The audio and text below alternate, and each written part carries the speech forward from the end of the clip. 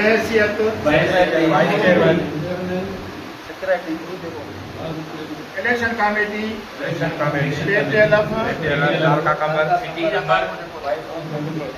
जे पंहिंजा फ़राइज़ इंतहाई ईमानदारी दयानतदारी ऐं गैर जानकारी सां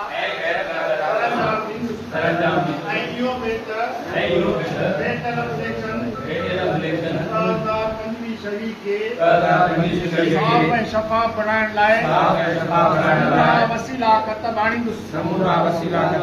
जेकॾहिं जे आइन जे बरअक्स को बि फ़ैसिलो न कंदुसि। पंहिंजे हलफ़ जी पासदारी कंदुसि। अल्लाह तबारक व तआला हामी ऐं नासिर ऐं मददगार। नयूं चूंडियल इलेक्शन कमेटियूं असांजे पेटियल सिटी ऐं तालुके जा साबिक़ उहिदेदार साथियो ऐं फिलहाल में मौजूदु असांजा उस्ताद साथियो, मुंहिंजो तव्हां सभिनी खे सलाम। पेटियल जे आइन जे रूह सां अॼु असां जेके उहिदेदार हुयासीं अॼु असां साबिक़ बणिजी वियासीं। हिन वक़्तु असांखे उहिदेदार सॾाइणो न आहे, असां साबिक़ उहिदेदार आहियूं। हाणे पेटियल इलेक्शन जा मामला नयल चूंडियल इलेक्शन कमेटी जे हवाले असीं मुबारकबाद ॾियूं था हिन नई इलेक्शन कमेटी जेका चूंडी आहे। असां कोशिशि कई आहे त इलेक्शन कमेटी मेरिट ते चूंडियूं। सिटी जो चेयरमैन साईं ज़ुल्फ़िकार जोई साहब, तालुके जो चेयरमैन साईं रुस्तम अली तुंजो साहब इंतहाई सीनियर उस्ताद आहिनि ऐं पेटियल जे इलेक्शन खे कीअं कराइजे उन मां बख़ूबी वाक़िफ़ आहिनि। इलेक्शन कमेटियूं इलेक्शन कोन खटाईंदियूं आहिनि, इलेक्शन खटाईंदो आहे उस्ताद।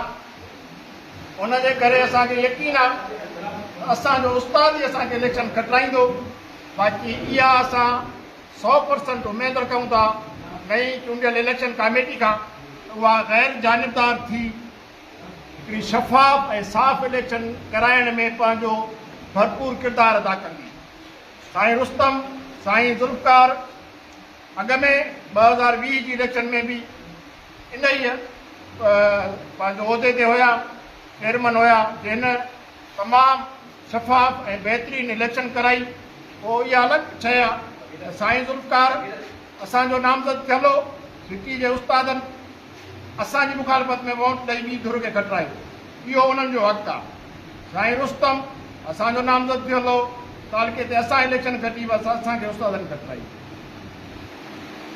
ज़िले जी जेका चूंडियल इलेक्शन कमेटी आहे साईं अली मोहम्मद कलोड़े साहब खां बि असांखे का ज़ाती शिकायत कोन्हे का।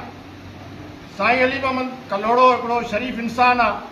अॼु हिन फोरम तां मां साईं खे बि ज़िले जी इलेक्शन कमेटी जी चेयरमैनी जी मुबारकबाद पेश कयां थो। असांजो इख़्तिलाफ़ गैर आइनी अमल सां हो, त जेको गैर आइनी अमल कयो वियो असां पंहिंजूं इलेक्शन कमेटियूं वर्किंग कमेटी मां चूंडायूं, जॾहिं त ज़िले जी इलेक्शन कमेटी जे लाइ का बि वर्किंग कमेटी न थी। उन खां पोइ जॾहिं हलफ़ बरदारी थी तव्हां सभु सोशल मीडिया एक्टिविस्ट आहियो। सॼी सिंध में जॾहिं हलफ़ बरदारियूं थियूं त ज़िलई सदर सभिनी तालुके सदरनि खे घुराए तालुकनि जे जेके इलेक्शन कमेटियूं उन्हनि खे बि हलफ़ खणायो वियो। पर जेका ज़िले जी इलेक्शन कमेटी जी हलफ़ बरदारी थी, माज़रत सां तव्हां ॾिठी हूंदी त 6 यूनिटनि जा सदर हुन में कोन आहे।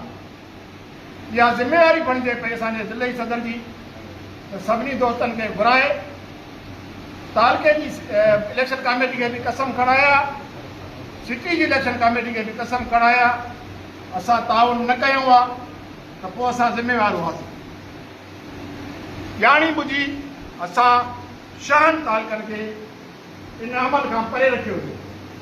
उनजे बावजूदि असां फराक़िली जो मुज़ाहिरो कंदे पेटियल ज़िले जी इलेक्शन कमेटी खे मुबारकबाद ॾियूं था ऐं उन्हनि मां बजात तौर असां उमेदु रखूं था त गैर जानिबदार थी करे इलेक्शन जा मामला हल कंदा। साईं अली मोहम्मद कलोड़ो असांखे ख़बर आहे त 3 सेप्टेम्बर ते रिटायर थी रहियो आहे।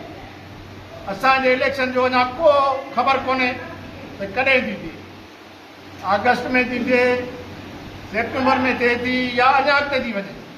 उनजे करे साईं जो मुद्दो ई नथो बचे। उनजे बावजूदि जेको टाइम आहे असां साणसि ताउन कंदासीं ऐं उन मां बि ताउन जी उमेदु रखूं था।